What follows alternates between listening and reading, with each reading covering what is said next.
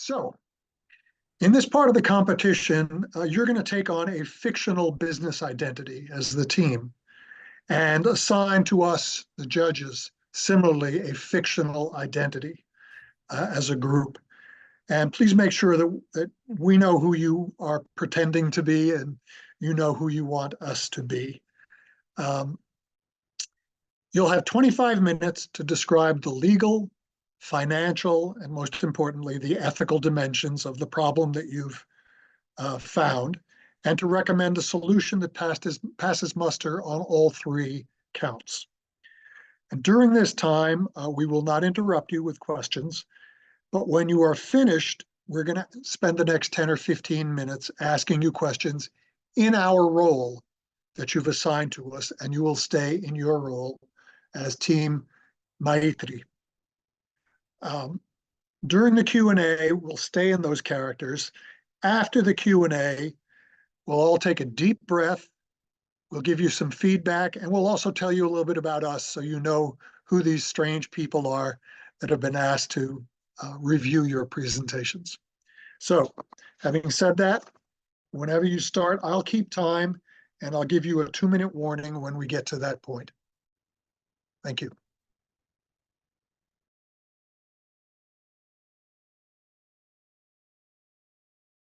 Thank you, Barney. So I would like to share my screen to start the presentation.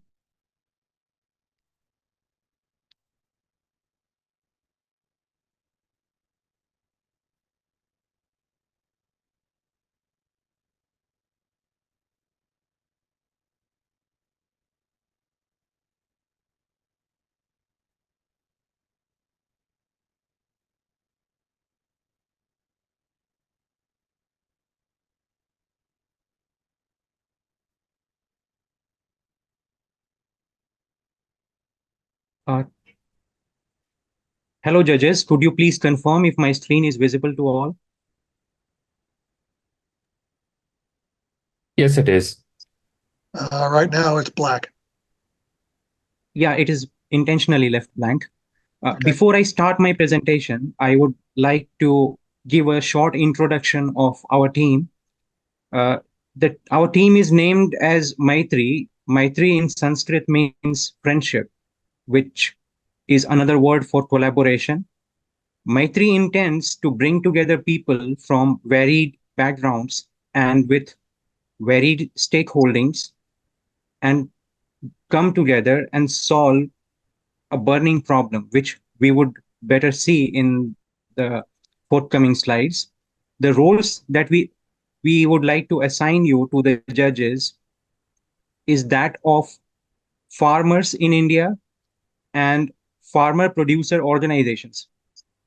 The farmer producer organizations are basically composed of farmers only. It is, you can think of it as a sort of a cooperative organization which farmers come together and form to gain bargaining power and to gain economies of scale in agriculture. Moving forward, these are some news clippings that I would like all the judges and all of you to have a look at. Air pollution killed 1.6 million in India. Delhi and surrounding areas have experienced rising air pollution since 1991. This particular news article is quite interesting. It says that breathing air in Delhi is equivalent to passive smoking. These news articles and these news reports point us to a very burning problem in north region of India. Some of these data points we have collected during our research for this presentation. These data points hint at the seriousness of the problem. It says that almost 500 billion US dollars is lost in the Indian economy due to air pollution. Air pollution has seen 20-fold increase in PM 2.5 levels and it happens particularly during a certain season in northern regions of India, which is the harvest season. It is the few months from September to November during which harvest occurs. And during that season, during that particular season, PM 2.5 levels rise all over northern India, including New Delhi.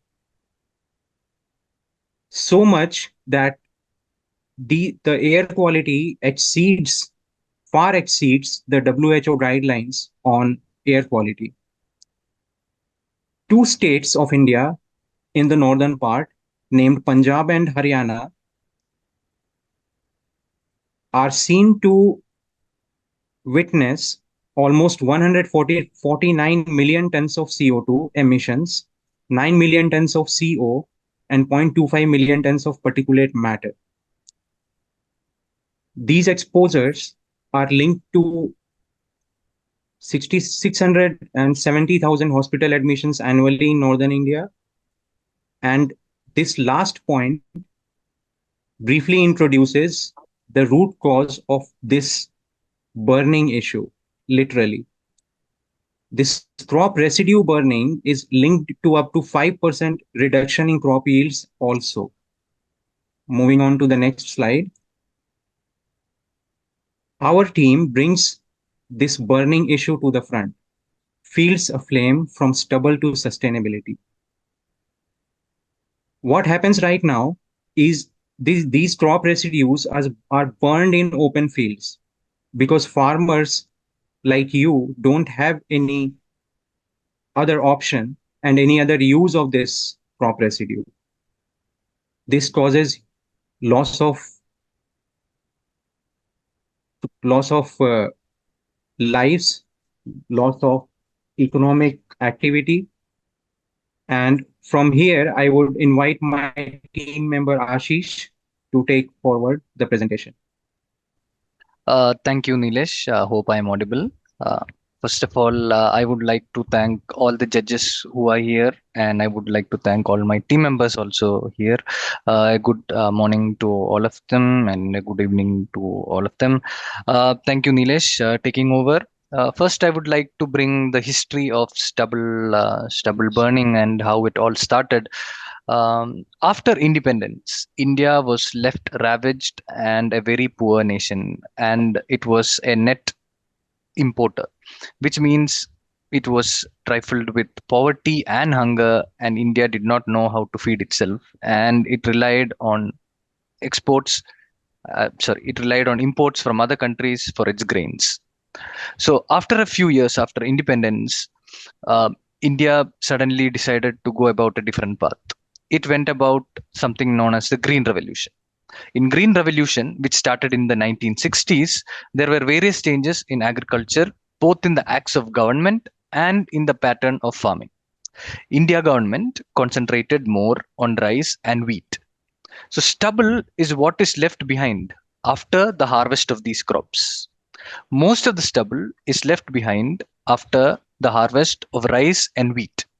And incidentally, India accounts for about 30% of the global food needs, which means India provides around 200 metric tons of rice and 100 metric tons of wheat. Rice covers about 44 million hectares and wheat covers around 30 million. And there is also a pattern that is followed in India. So rice is grown first and then the wheat is grown. So Nilesh, can you move on to the next slide, please? Okay, so moving on, as you can see, stubble burning, it is a persistent issue. Like Nilesh had explained, stubble is being burnt everywhere in India. But the problem is the stubble burning is so intense in these two states, Punjab and Haryana, that the air that is being let out from, or the smoke that is coming from these burning, it gets blown off to the nearest big city named as Delhi, which hosts around 3 crore people.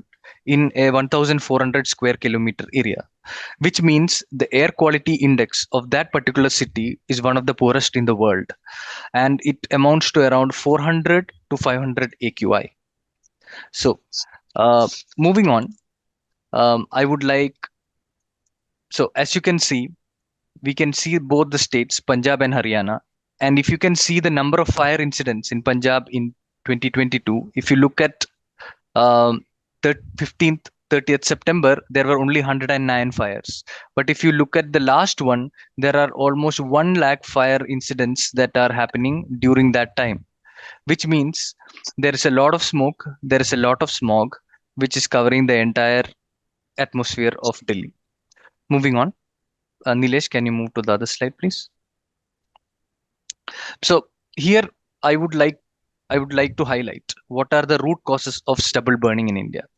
One, during the Green Revolution, what happened was India started relying less on manual labor, and it started relying on the mechanical harvesters.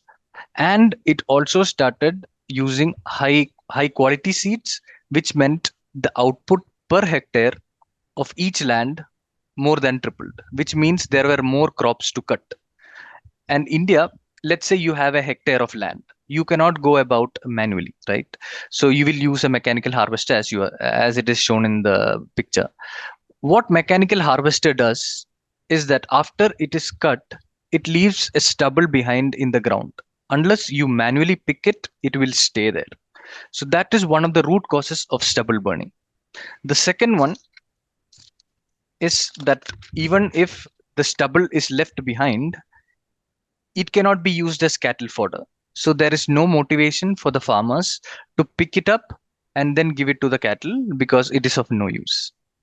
The third cause of stubble burning is that there is a scarcity of labor and escaping from labor cost. What happens in India is that to escape the poverty, most of the people from rural areas migrate to urban areas, which means there is a dearth of laborers in the rural areas, which means the ones who are left behind will charge heavy, and it will take months to clear all the hectares of land, which means the farmers will go for the least costly option, that is to just burn all these stubbles. Another reason that is being said is the lack of knowledge in stubble management. So despite the fact that farmers are unaware of residue management in the short period, they consider burning as the easiest solution to get rid of the crop remains. Even though the government of India is taking an effort to reach out and educate them, they feel that burning is the easiest way. Another root cause for the stubble burning is the lack of time period between two successful crops.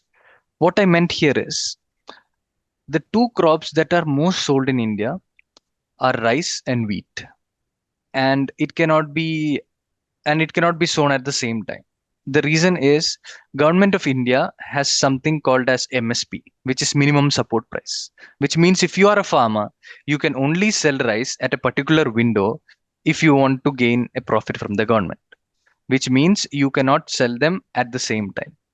So what happens is the farmers, they grow the rice and then they have a very short window after cutting them and selling them to start sowing the wheat again, which means they cannot rely on laborers to handpick all the stubble and then start sowing the other seeds. So the easiest way for them is to burn the whole field. Can you move to the next slide, Nilesh? So move on to the next slide, please. So here, what I would like to highlight upon is the impact of stubble burning. Consider this. Let's say you are a farmer who is stubble burning. You know that your house is just kilometers away from your own field, right? So it's your own generation, it's your own parents, it's your own child who is going to be affected most by the smoke that is emanating from these fields. Yet you still do it, right? So I would like to highlight some of the impacts of stubble burning. As you can see, the impact on environment is the biggest, because if you are burning the fields, the burning crop residues can produce greenhouse gases as well as other chemically and radioactively significant trace elements. Some of them include CO2, methane, carbon monoxide, nitrous oxide, and more. As a result of burning rice straw, it produces so much nitric oxide that some parts of Delhi are not even visible to the naked eye. Most of these gases are carcinogenic and they also cause lung disease. The next health impact is to the health of humans. Because of the heavy metals and because of the smog, it causes a heavy health hazard to pregnant women, infants, elderly, and people with history of health problems. On exposure, the most common symptoms are watery eyes and coughing. And the last impact that I would like to highlight is the soil fertility. As you can see, as a farmer, your sustenance is the very land that you farm in. And consider if this very act that you are doing, the stubble burning, is going to decrease the fertility, that means the output per hectare is going to come down, which means if the output is down, you will have to use either genetically modified seeds or you will have to use a lot of pesticides, which is a cyclical process. It can cause more impact to the health. Instead of just the air quality index, now you have the pesticides that are going into the bodies of these humans. So by saying this, some of the things that I would highlight is the number of people who are dying just because one person is setting fire to his field is huge. The financial implications are huge, and there is you cannot put a price to the life of humans, right? So this is one of the pertinent issues that does not seem to have a solution, and we have termed it as a wicked problem. Moving on, I would like to invite Manorama to carry on the analysis.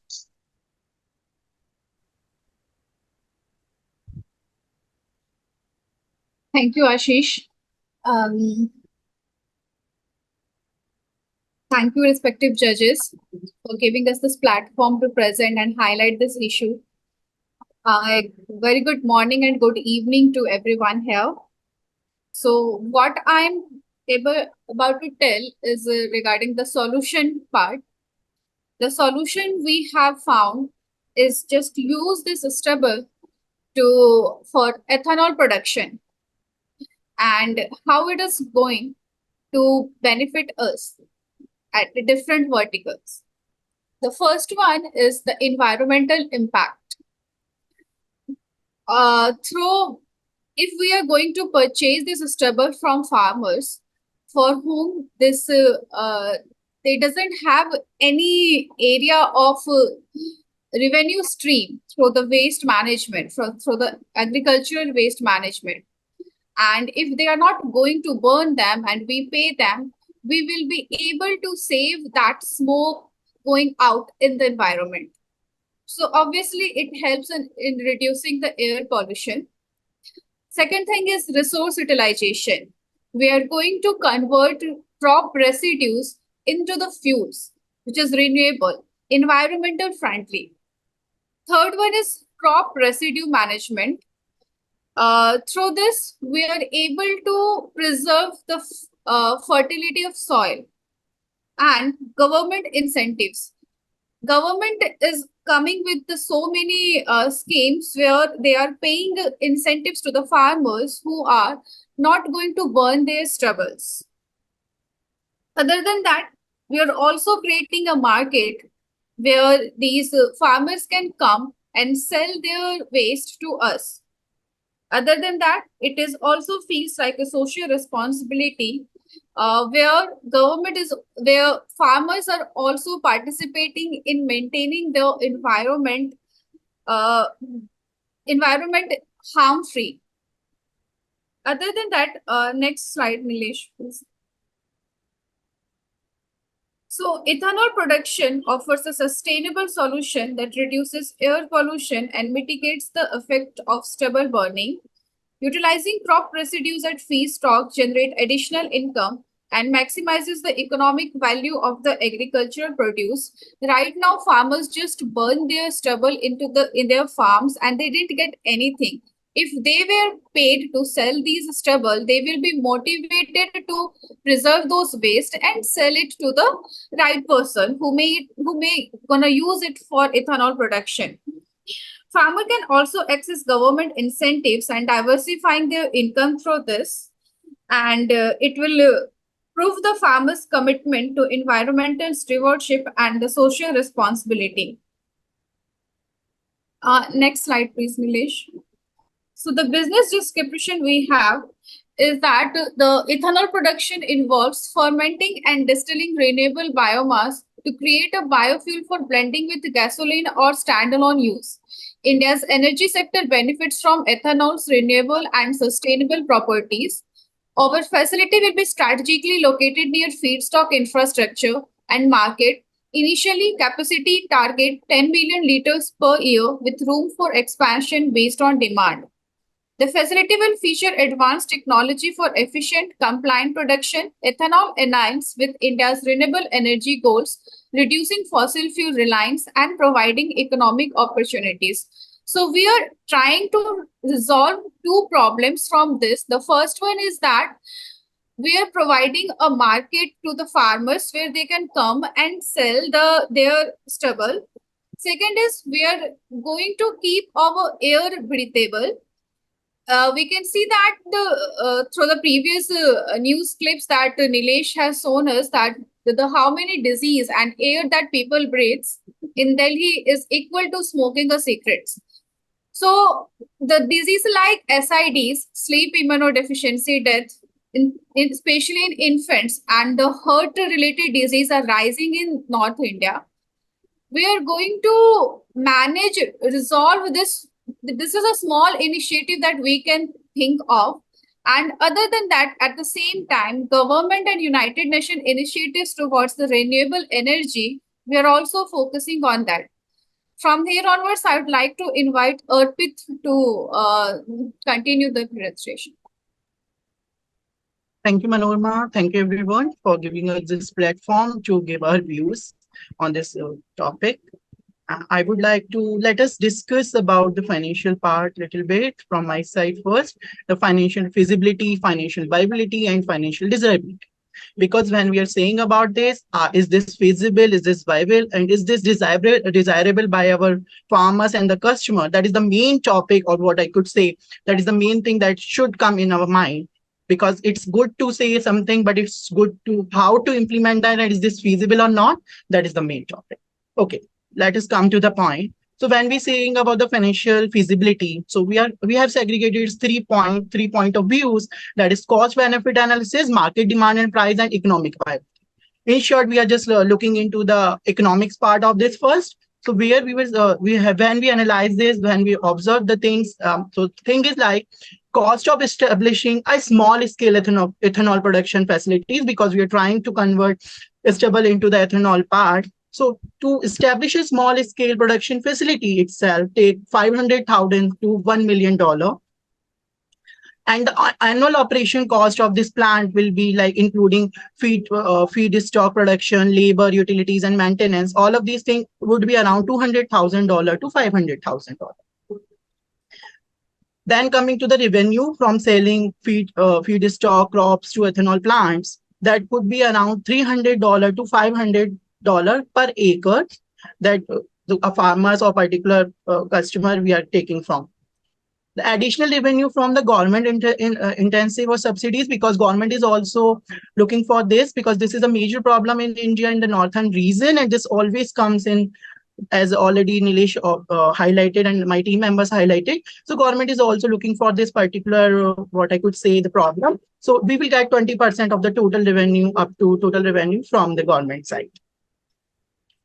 And what is the demand and the price in the market? So if we see about the demand and the market analysis, the current market price of ethanol is approximately $1.5 to $2 per gallon.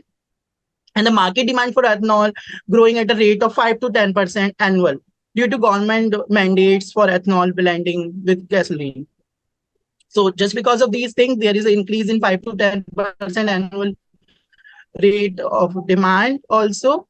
And what is about the economic viability? So return of investment, the ROI part is expected to be 10 to 20% over a 5 to 7 year of period.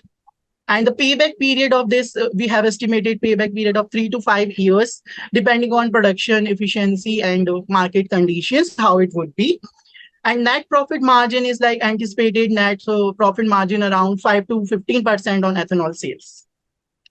This was the part of the feasibility. If we see about the viability, so the 3 sections we have segmented or segregated, like risk assessment, the cash flow management, and the investment return. Because any business works, this is the first thing, like we have to analyze the risk, how risky it is, and how is the cash flow, and all the things.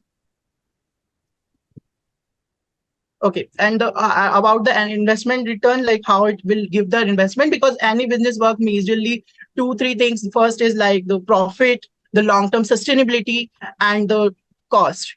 So let us come to the risk assessment part. The market risk, like assess potential price volatility in the feedstock and the ethanol markets. With risk mitigation strategies such as forward contracts or diversification, we have to connect with the other members that are next to us, the dealers, the suppliers, connecting with them, going to them, checking are they ready in the market or not.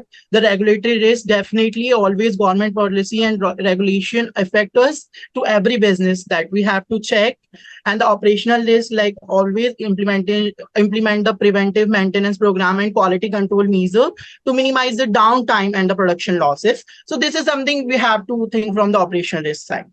For the cash flow management, monthly cash flow projections, like we have to ensure adequate liquidity to cover operating expenses, because this is something being taught to us also.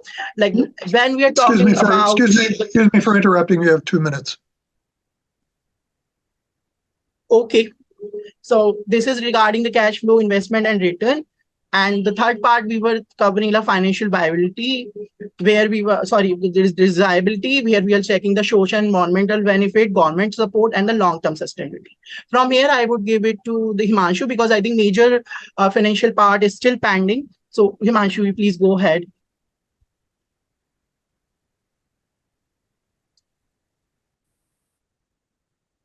Thank you, Arpit, and very good evening to all the judges and organizing team. Nilesh, can you move on to the next slide?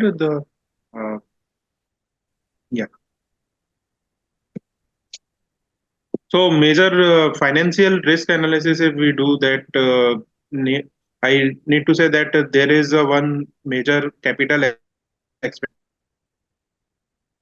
expenditure. Taking over from Himanshu, I would like to summarize our entire solution for you as farmers. And we would like to ensure you that we can create value together. We can create value out of something which is being burnt right now. There is huge market opportunity, which is also underlined by recent government regulations that mandate 10% in ethanol blending, 10% biofuel blending in all commercial fuels, especially those used in Indian railways.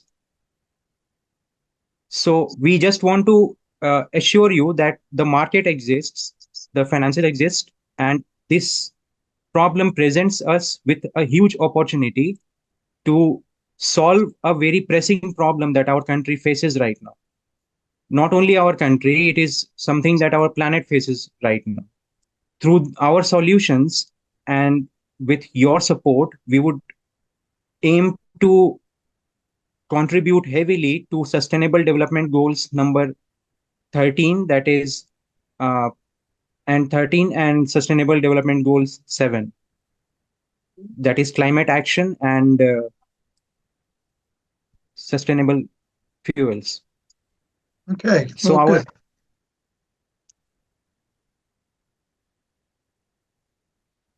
So, Nilesh, I'm sorry to cut you off, but we do have to keep an eye on the clock because the other teams were held to the same time limits. So let me begin with a question. Since I'm just a humble farmer, how are we supposed to harvest the stubble?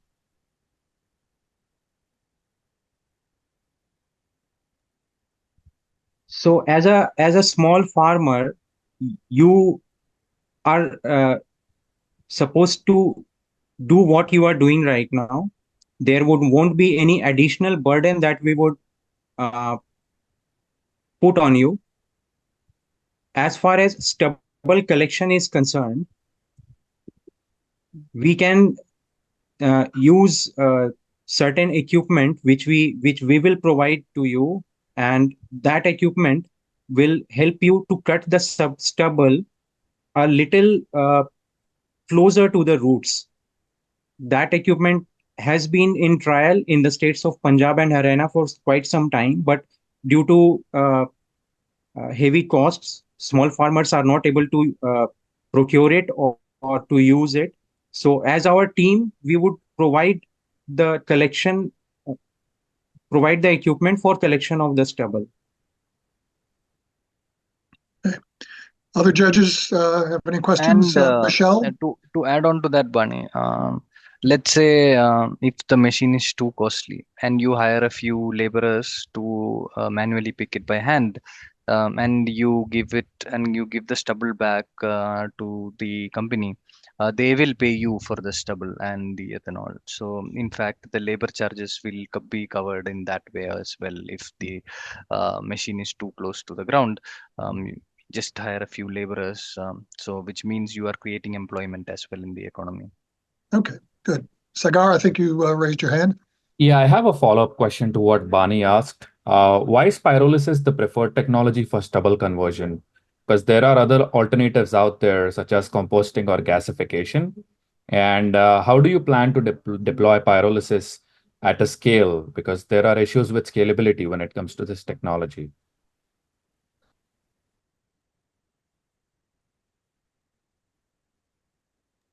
I'll take that. So composting is not that easy For because this presentation, we came across Right. we came across many different technologies, as you mentioned, such as composting and all that.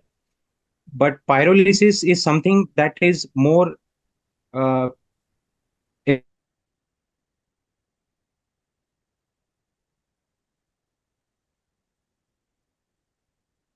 Nilesh, have we've a lost your time. sound.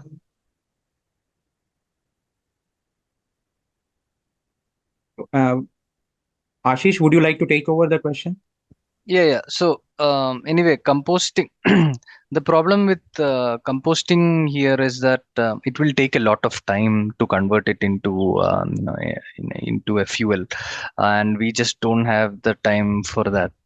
There was another option to just leave the stubble as it is, and after tilling, it will be under the ground, so that it can be a natural manure. But then that again is not feasible because these are very water intensive crops, and there is just not enough stubble to convert it into manure.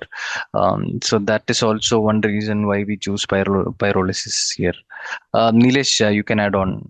So that is one reason why we did not choose composting, because one, there is dearth of time, and two, it is just not feasible enough when it comes to operational expenses and expansion.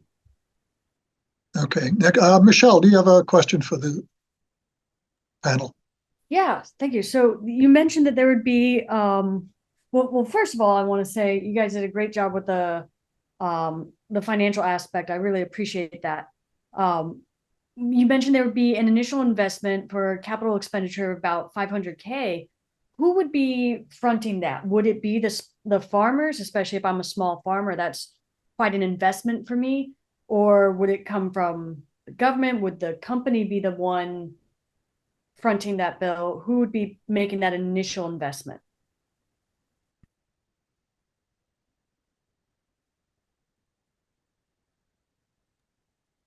Hi, Michelle.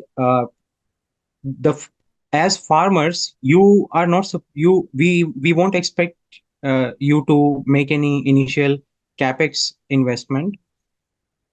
Just to put things into context, both the federal government in India, as well as the state government, the provincial government of Punjab and Haryana, have schemes for subsidized setup of these ethanol manufacturing facilities. So they will finance a part of the initial capex.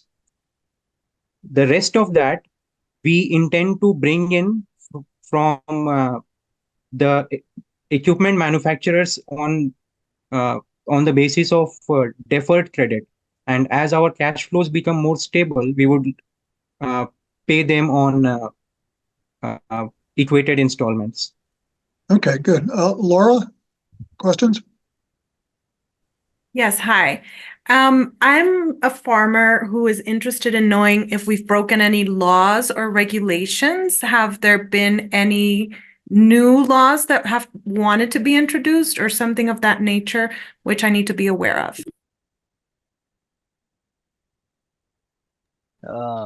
Are you asking, are you breaking any laws now by stubble burning, or are you asking by implementing these solutions, are you going to break any law? I am asking, are we currently, by burning stubble, breaking any law? And if the answer is no, is there a potential for new laws that are going to be created for us to make this practice illegal? Absolutely. So the thing is, there is always a tussle between the governments of Delhi and the governments of Haryana and Punjab when it comes to the stubble burning. And as you can see, the Air Act 1981 and the Environment Protection Act mandates that every state has to control the air pollution, or it has to pay heavy fines. One good thing about stopping stubble burning also is that you will get a lot of carbon credits which you can trade in the market.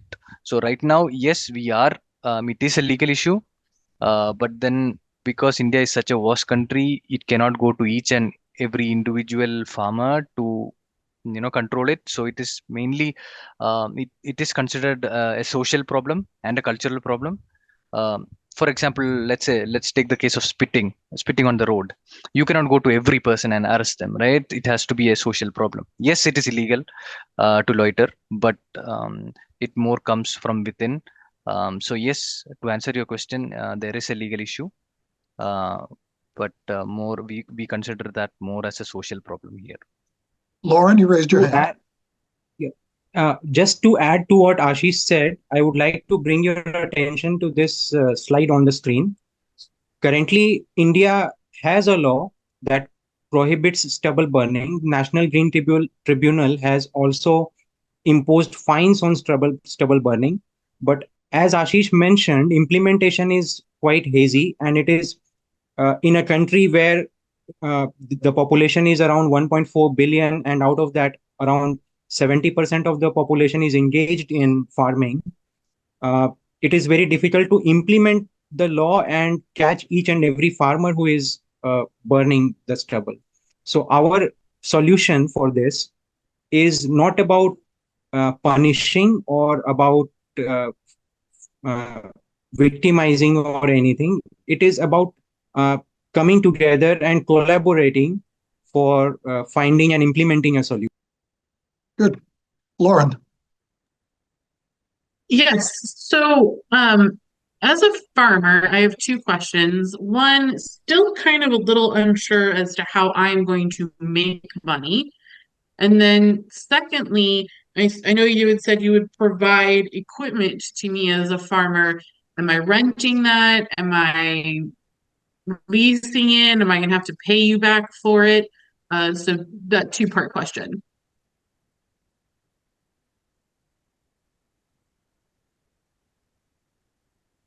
Nilesh, go ahead and I will add on to your answer. Yeah, sure. The first thing is, as a farmer, the benefit, there are two types of benefits that you will reap from our solutions. The first one is, of course, intangible. It is the health benefits and clean air that you as a farmer and your family as a citizen of India will get. And there are tangible benefits. For example, right now, you are burning stubble and it is not giving you any value. It is not bringing you anything. Instead, you are at least spending some money to burn the huge amount of crop residue that lies on your fields. Instead of that, we are providing you money in return of the crop residue that you would supply to us. So there are direct benefits, direct cash that you would get out of selling your crop residue to us. And the equipment that we would provide to you, you don't have to pay anything for that. That equipment will be financed from the cash flows that we will generate out of our operations. Good. Okay, Ashish, take over. No, let me cut you off for just a second. Tim, you had a question. Yes, I look at this very much as a farmer from the logistical standpoint, and that is, how am I going to use the stubble itself? How am I going to get it from my farm to the processing plant? I understand you'll give me equipment to cut the stubble. Are you also then providing the equipment to transport it? And does that affect the amount of money? So if I were to cut it myself, you said I could hire my local friends to cut it. How much more would I get for both cutting it and providing it to the processing plant than if you were to provide me the equipment as well as the transportation then of the product to your refinery? Okay, I can take that one. So obviously, if you manage to bring those stubbles, you will have to, obviously, if you bring it to the plant, you will be rewarded more. There will be a small cost because after all, the world runs on money. There will be a small charge that we will levy. That will be very minimal for the transportation, because these stubbles, let's say they'll be in small, they'll be very small. So you will have to compress them, and you will have to load them into the refinery to convert them into ethanol. So there will be a small transportation charge.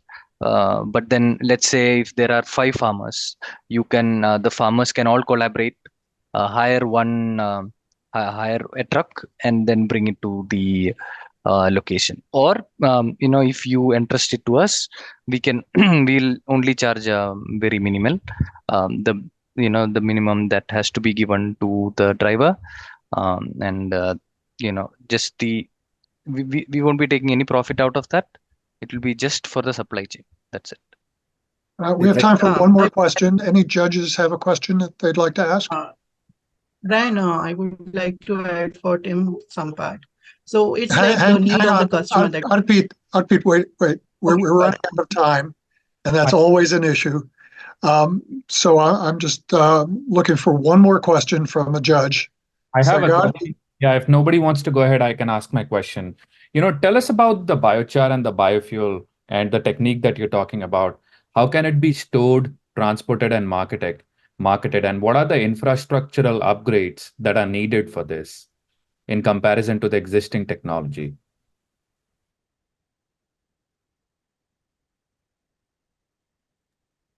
Yes, Sagar.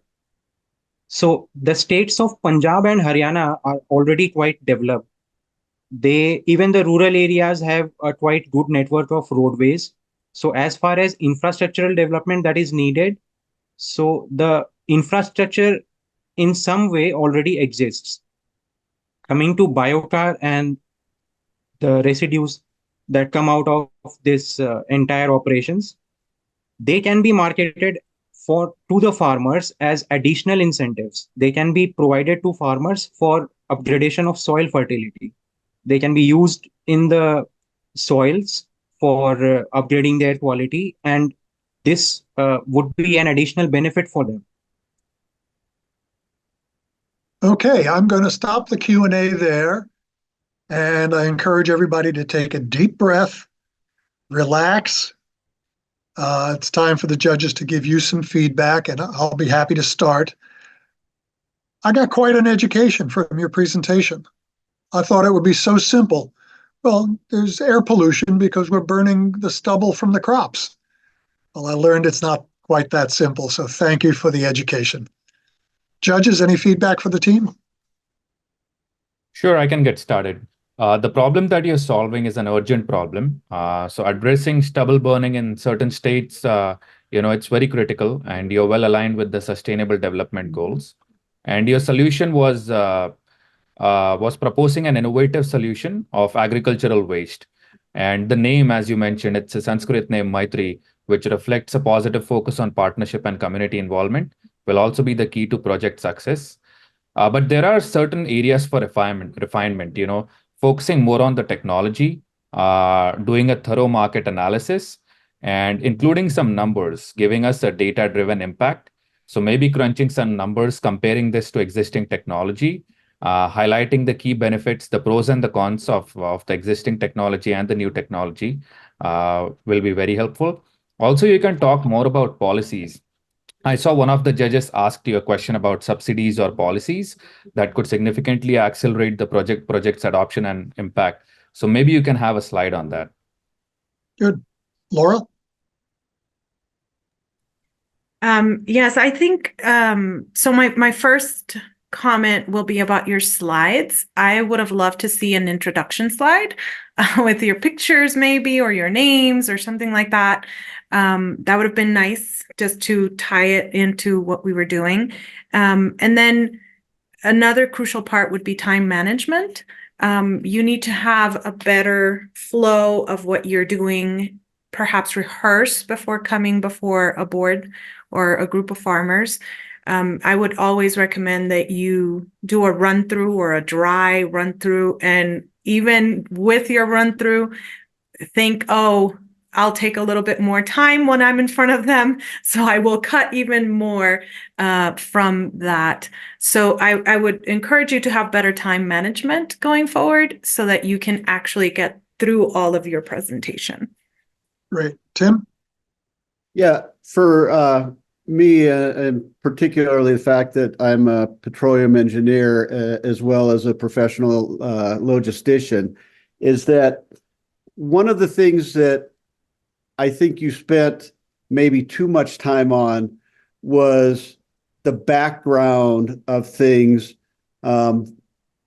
explaining what it was that we were trying to do. Because as farmers, if we're here and you're talking to us as farmers, we obviously already know about what the stubble burning is. So I think that that's maybe part of the process that you have to look at in order to make this presentation.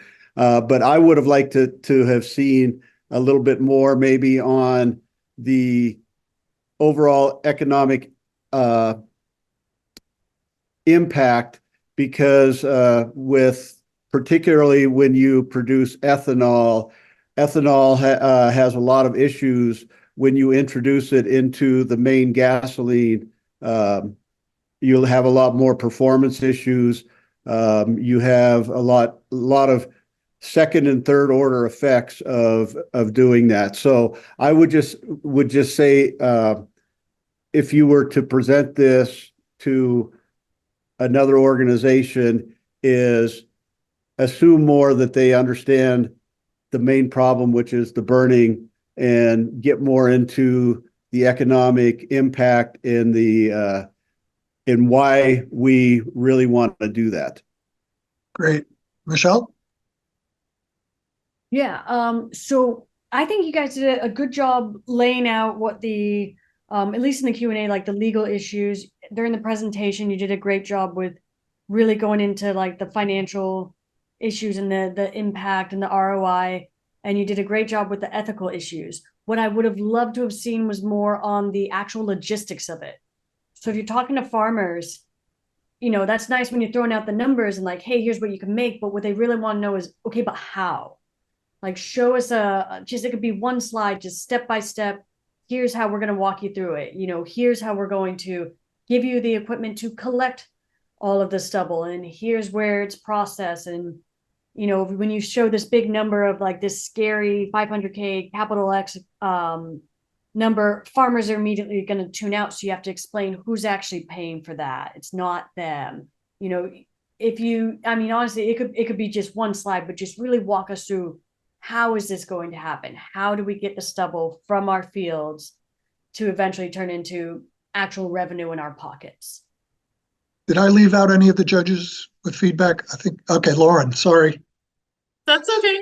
I'm going to piggyback a little on what Tim said and a little on Michelle as well, in terms of, I think you just need to know your audience, I think, a little bit better. I think you guys, this is an amazing idea. I appreciate, as someone who didn't even know what Stubble was, your explanation of it. So, but I also think that, like Tim was saying, if farmers are your audience, just be a little bit more focused on what they need to know, as opposed to perhaps maybe what your investor needs to know or what your government contact needs to know. So I think you have a great idea here. I think you have the start of one, but I think it was disjointed because some of the information you were giving was for farmers, but some of it was more for like an investor. So I would just say in the future, maybe just know your audience a little bit more. I would also agree, like, my OCD kicks in a little bit in terms of, you had things like cut off on the bottom of your slide. So just make sure too, as Laura was saying, not only practice your presentation orally, but also really check to make sure what it looks like for whomever you're presenting to, whomever your audience may be. But definitely a good start, guys. And I also learned a lot. So thank you for this. Okay, so let us tell you just a little bit about who these farmers you presented to really are. I started my working life as a lawyer defending white-collar crime, and then spent the last 15 years as the global ethics officer for a British aerospace company. Tim, tell them about you.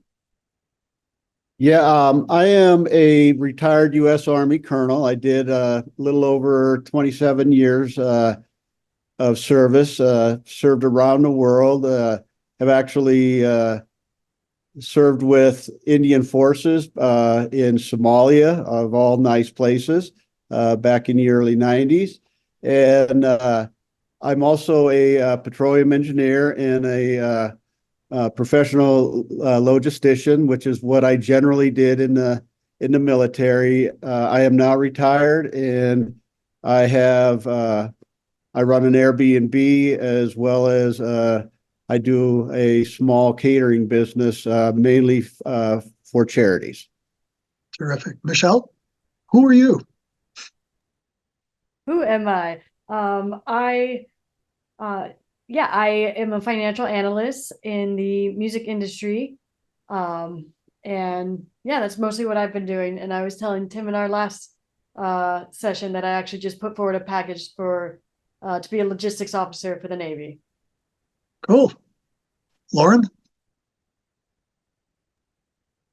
Hi, I'm actually I'm working marketing for a healthcare company here in the United States, and previous to this, worked in education, taught business and entrepreneurship at a local high school as well. But looking at it from a marketing point of view is kind of where I was coming from with you guys tonight. But again, great job, guys. Sagar? I'm an electrical engineer, grew up in India, been living in Los Angeles for the last 10 years, dropped out of my PhD in electrical, went to UCLA for my MBA. I'm co-founder of a company called Blaze Power, where we are making battery materials for batteries that go into electric vehicles. And prior to this, I worked with a Japanese company that made bullet trains in Japan, the high-speed Shinkansen. So yeah, I'm here in LA.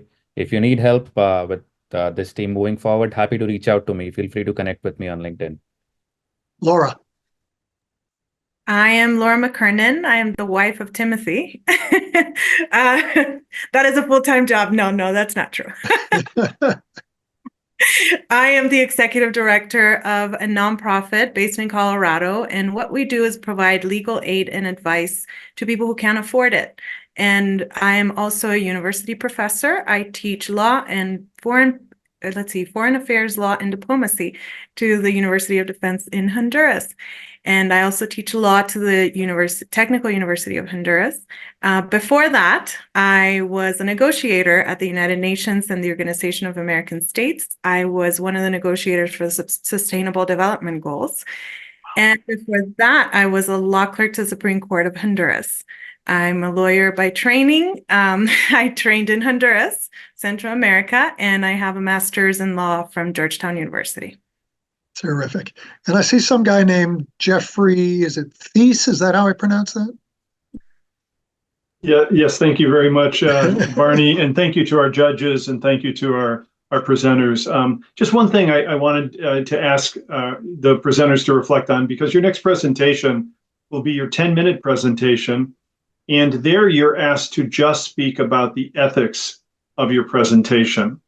And so I'm wondering, and just a couple of thoughts that might help you as you prepare for the next presentation, how you would think about what the ethical argument is that you're making that advances your solution. And in your presentation, I heard a lot of focus on the fact that your solution will mitigate the harm of the burning and the air quality and the health impacts and all of those kinds of things. And that's one dimension of the ethical argument. I wonder what is the good that your proposal advances? And you spoke a little bit about that, but on balance, it was more about mitigating harm. And you may have an opportunity to think about how you want to add to that the good that your proposal achieves as another dimension of the ethical argument that you will be focused on in your 10-minute presentation. There won't be Q&A as part of your 10-minute presentation. There also will not be PowerPoint. And so you're speaking about the ethical dimension, and perhaps those thoughts might help you kind of frame that as you move forward. Good.